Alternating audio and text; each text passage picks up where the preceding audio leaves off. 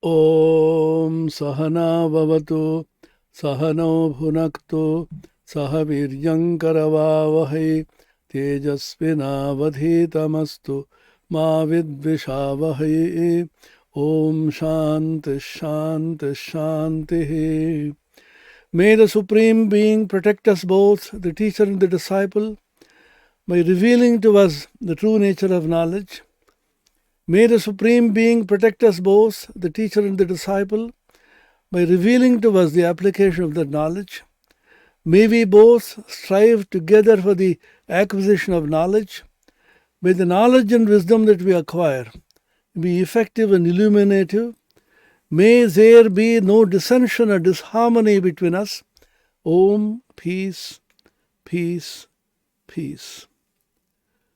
This is a great mantra chanted just before we begin any educational enterprise, which is a joint venture between the teacher and the taught,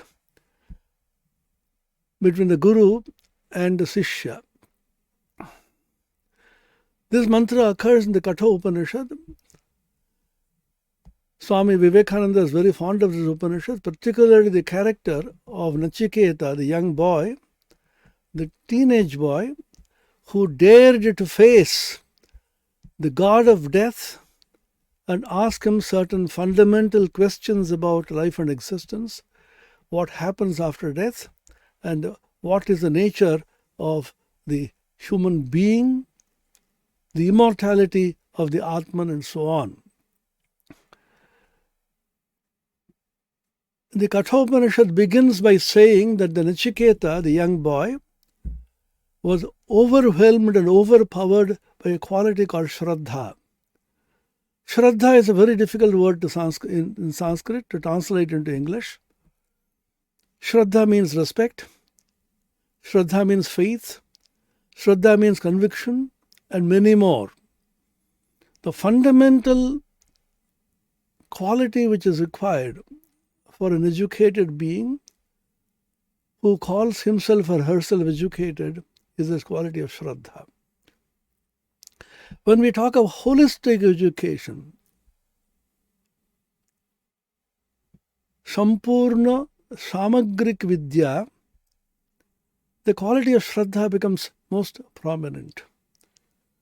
Unless you are convinced about what you are studying, unless you have a full conviction in yourself first, and in one supreme reality, the supreme intelligence which is governing this universe, no learning is possible. Swami Vivekananda made a very bold statement when he said, if you have faith in all the gods and goddesses in the Hindu pantheon, and the gods and goddesses that the Western people have introduced in our midst, but still you do not have faith in yourself, I will call you the rankest atheist. Faith in oneself, what does it mean? Faith in the body? Faith in the mind? Faith in the intellect? Or faith in something which is beyond the body, mind and senses and the intellect? The immortal self of the Atman spoken of in the Upanishads. It was discovered in India long ago through spiritual education that it is possible for a human being to realize his infinite potential as the divine Atman. In the Mundaka Upanishad,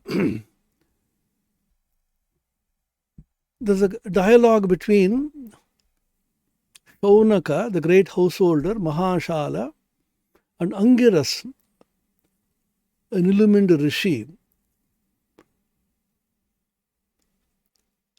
Shaunaka goes to Angiras with a question, which the modern science is now asking. What is that by knowing which everything can be known? Kasminnu bhagavo vijñāte sarvamidam vijñātam bhavatiti. The answer given by Angiras is astounding. He says there are two kinds of knowledge, the higher knowledge and the lower knowledge. Paravidya and the aparavidya. And strangely, he classifies even the Vedas and the Vedangas into lower knowledge, aparavidya.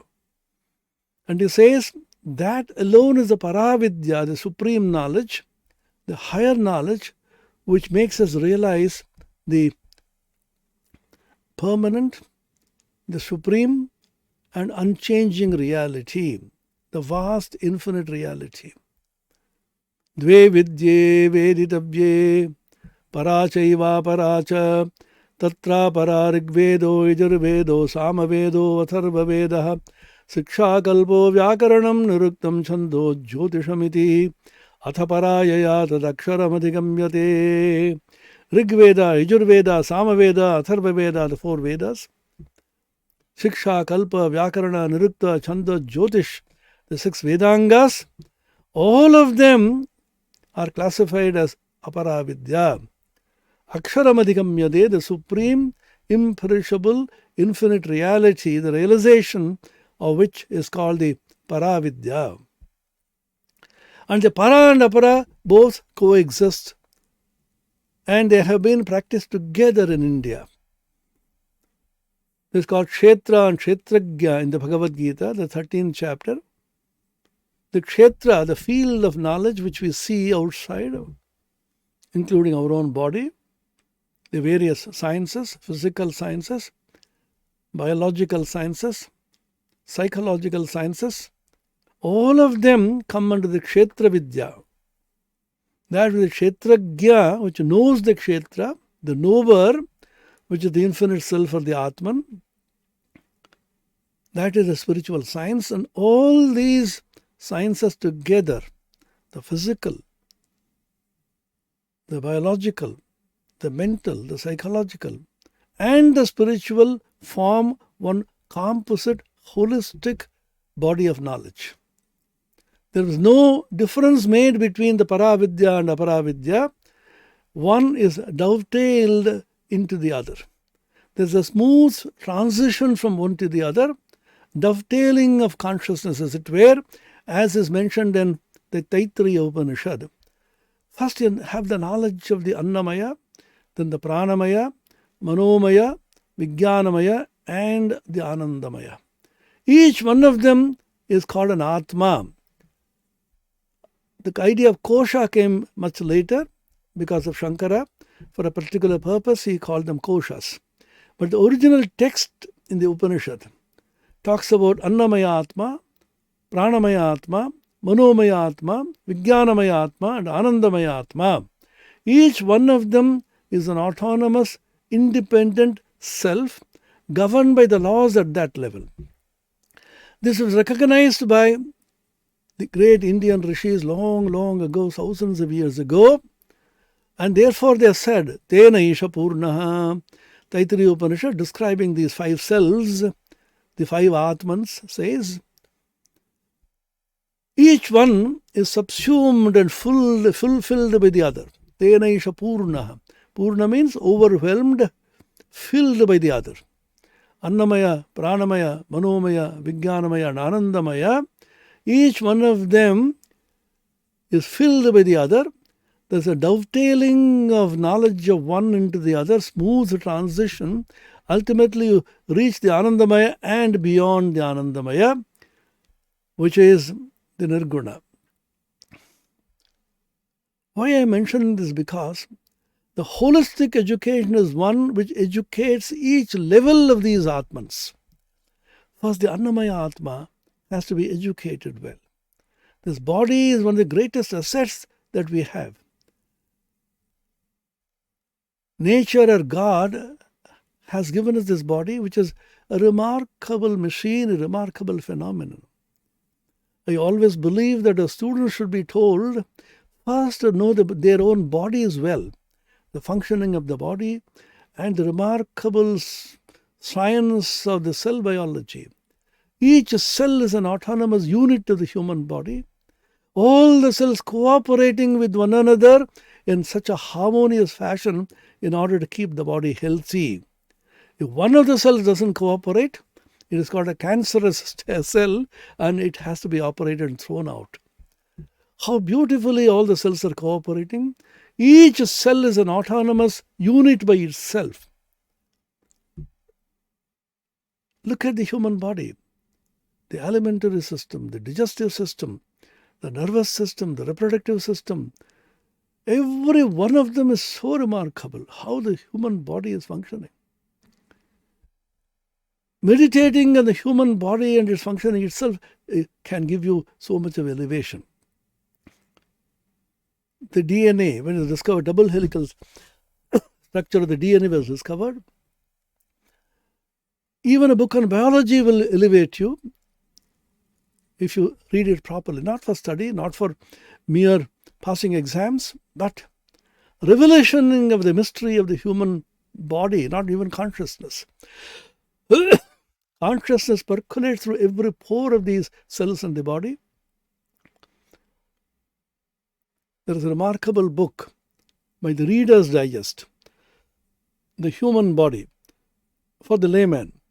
I recommend each one of you listening to this talk to please go through this small little book, giving in simple language the mystery and the remarkable phenomenon called the human body.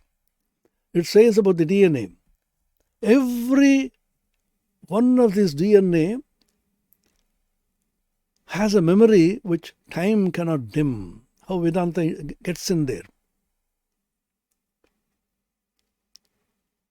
Each one of them has 100,000 coded messages. Think of that.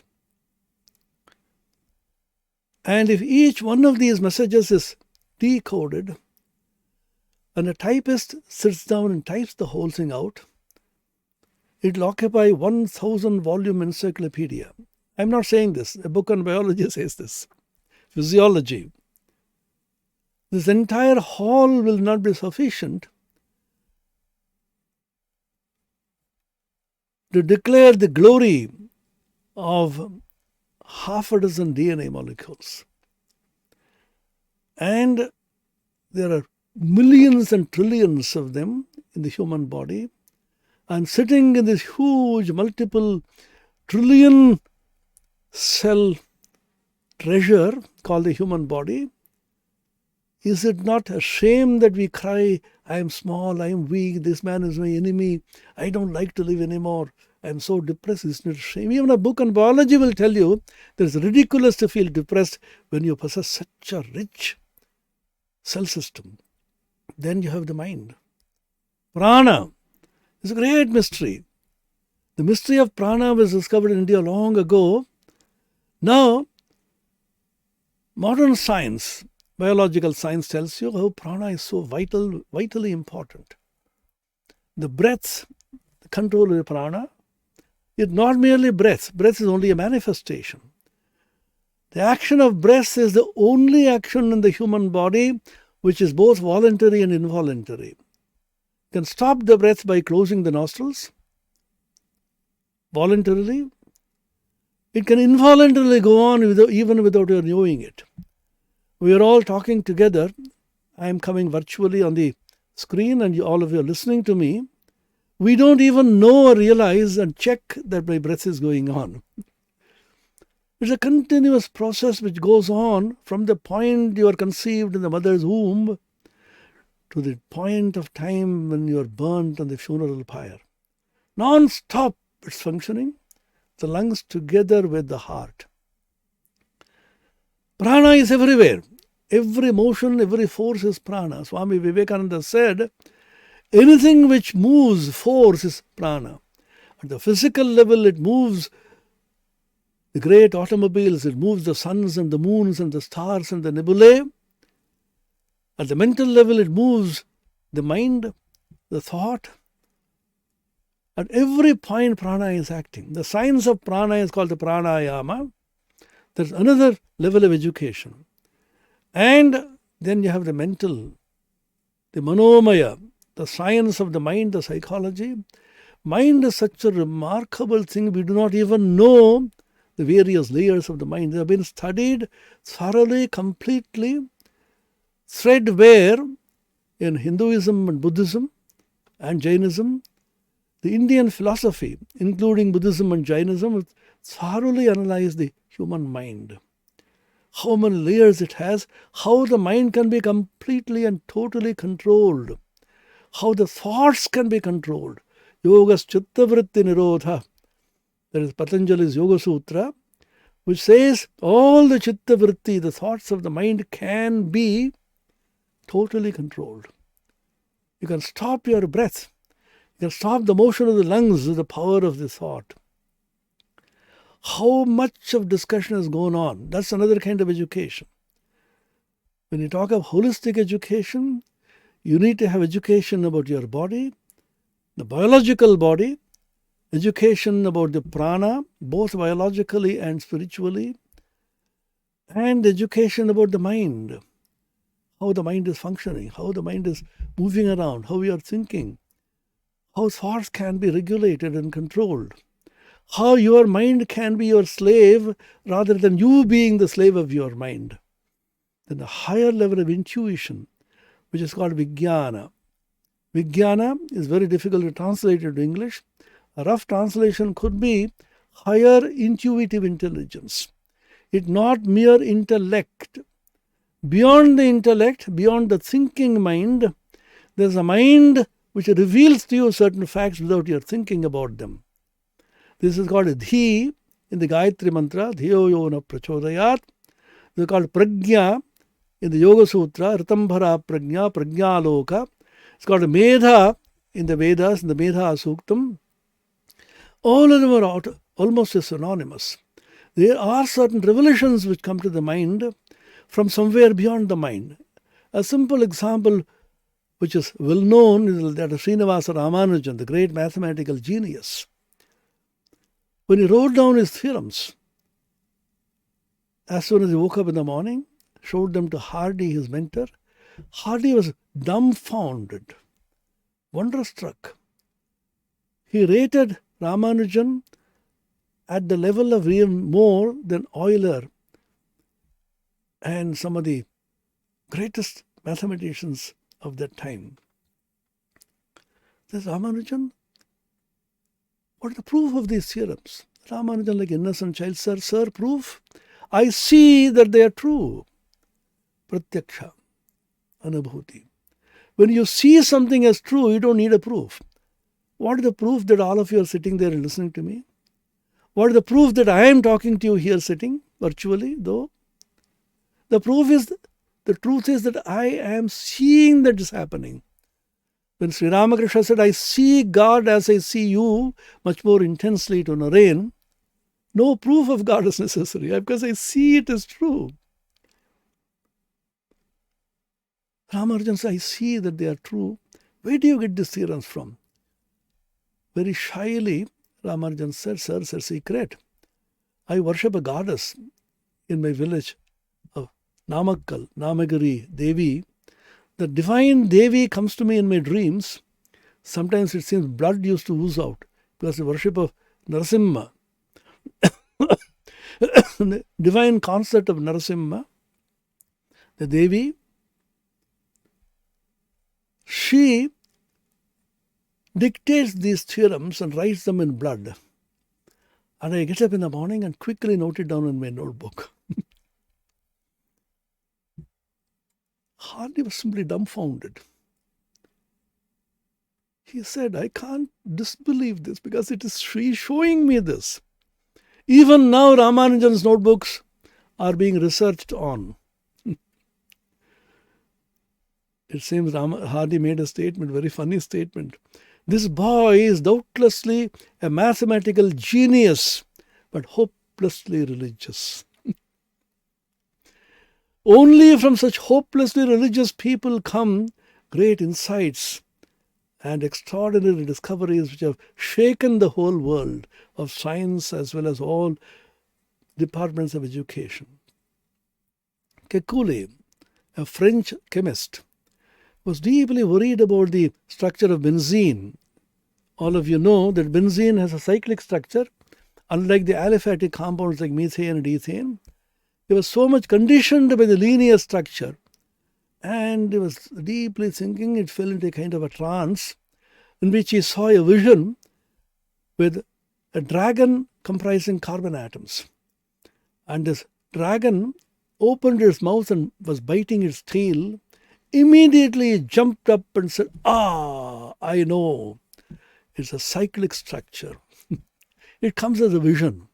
Most of the discoveries which have revolutionized science have come through the mind which has risen to a certain level which is beyond the thinking mind. You can't dispute this.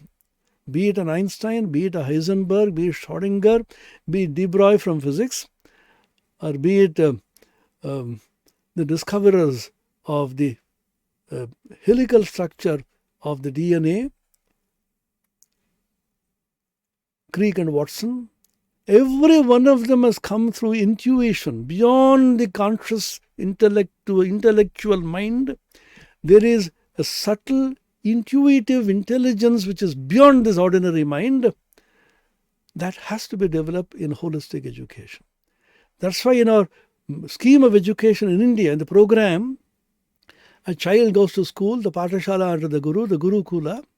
The first thing that the teacher gives, he does not teach content, gives them a small mantra called the Gayatri mantra and asks the child to practice absolute brahmacharya, purity, and to pray intensely to God, and with Shraddha in the Guru and the education that he is receiving, he has this dhi awakened. Dhiyo yo naf prachodayat.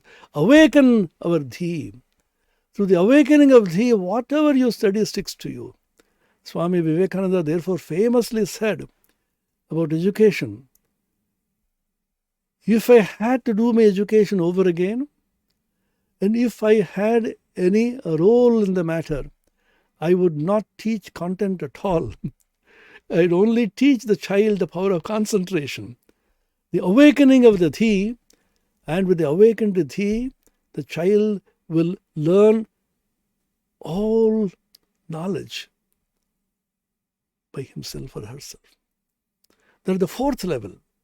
And the last level is the Anandamaya, which is the Paravidya. You go beyond even the intuitive level of understanding and the cosmic dimension in which you see the whole cosmos is in you and you are in the whole cosmos. The individual and the collective, the microcosmic and the macrocosmic, Vyashti and Samashti, the absolute and the relative, all of them coalesce into one, and you realize that the microcosmic truth and the macrocosmic truth, both of them are two aspects of the same supreme reality, in the realization of which microcosm, macrocosm are not sublated, but are subsumed into one wholesome supreme reality, which is the culmination of education. Both Paravidya and Aparavidya dovetailed into one, coalesce into one. This is the holistic education program in India, in which the Annamaya, Pranamaya, Manomaya, Vijnanamaya, Anandamaya, all the levels of the human personality blossom into illumined and enlightened autonomous units of the person, and you bring any one of them to bear upon the context in which you are functioning. This is a very, very high program, extremely simple, but extremely elevated program. We may not perhaps be able to follow this pattern because we have lost much over the centuries, particularly because of invasion by foreigners. But still, the germ is still there. Indian spirituality cannot be killed. It may be suppressed for some time, but once again it is being revived, and it is the duty of each one of us, the children of the great rishis of old, to revive this kind of holistic education. And the great sage in whose name we are conducting the seminar, Somendranath Brahmachari Ji, he was one person who again came to reawaken this kind of education. Let us follow these great spiritual masters who combined in themselves both Paravidya and the Aparavidya, and out of infinite compassion, Maha Karuna, they have taught it to us. His followers and disciples are now conducting the seminar, and I am privileged to be able to participate in it. I am so sorry that I could not be physically present, but this is also a great opportunity for me to virtually interact with every one of you, and I wish this seminar great success.